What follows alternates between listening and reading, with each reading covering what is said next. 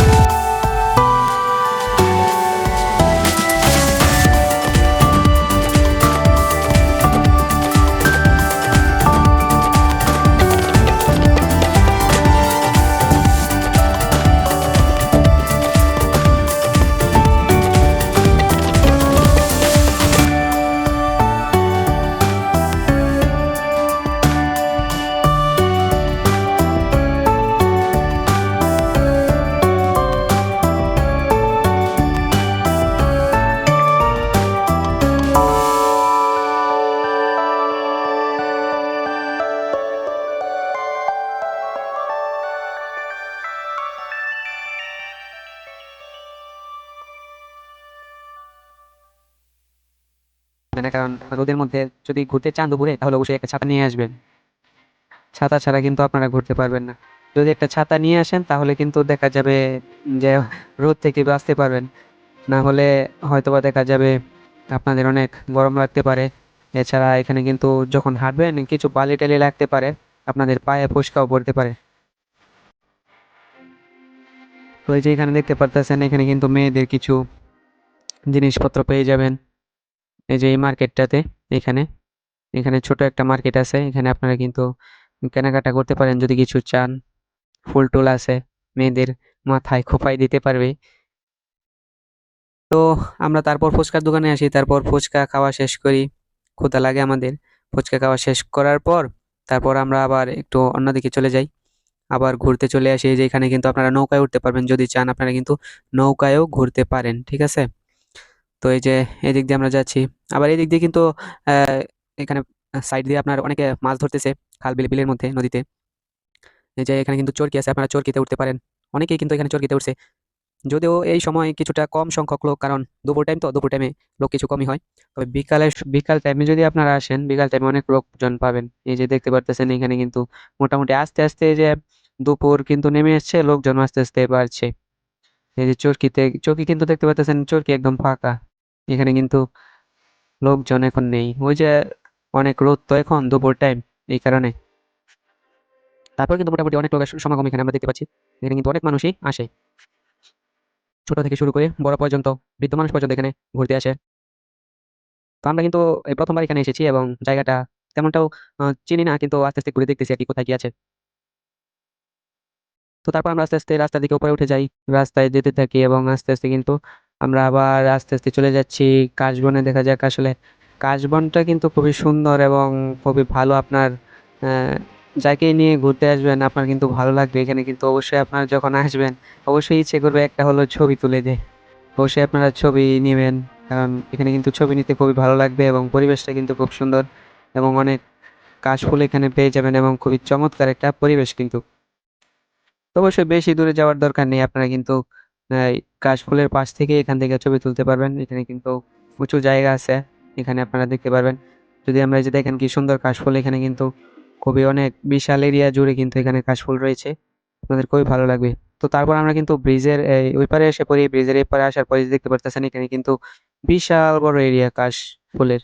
তো তারপর আমরা এখন আস্তে আস্তে মানে নিচে নেমে যাব এখান থেকে, ব্রিজ থেকে। তো আমরা বাম বাম পাশ দিয়ে ব্রিজ থেকে যে দেখেন মানুষ উঠতেছে, আমরা এই দিক দিয়ে নামবো আস্তে আস্তে। তো আমরা আস্তে আস্তে করে নিচে নেমে চলে আসি। তো অবশ্যই আস্তে আস্তে ধীরে ধীরে নামবেন, কারণ এখানে কিন্তু তাড়াহুড়া করলে যে পড়লে ব্যথা পাবেন। তো অবশ্যই আস্তে আস্তে ধীরে ধীরে নামতে হবে। তো তারপর আমরা নামে আসার পর আস্তে আস্তে যে ছোট চিকন রাস্তা আছে মাটি।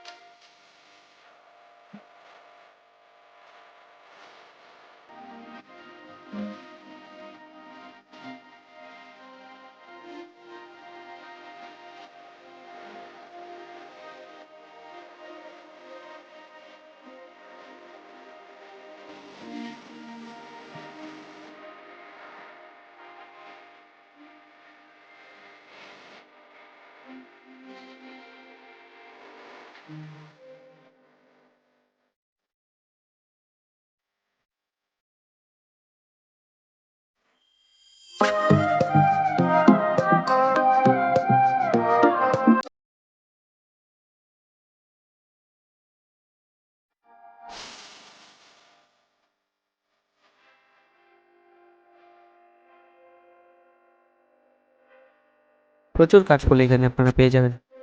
তো আমরা এখানে আমাদের ঘোরা হয়ে যায়, তারপর আমরা আবার আস্তে আস্তে উপরে উঠে পড়ি। উপরে ওঠার পর আমরা এখন চলে যাব।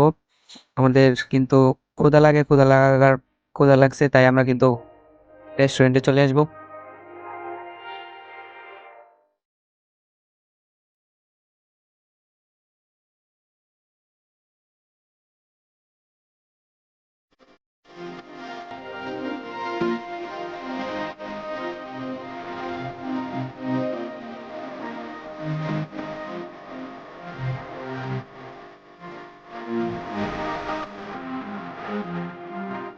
তো রেস্টুরেন্টে আসার পর আমরা কিন্তু কিছু অর্ডার করে, দেখতে পারতেছেন। তো এখানে আমাদের রেস্টুরেন্টে কিছু খাওয়া দাওয়া হয়, যেহেতু আমাদের ক্ষুধা লাগে।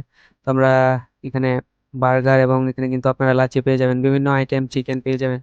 তো হ্যাঁ, মোটামুটি ভালো, যদিও প্রাইসটা একটু বেশিও হতে পারে। তবে অবশ্যই আপনারা কিন্তু খেতে পারেন, ভালো লাগবে আপনাদের।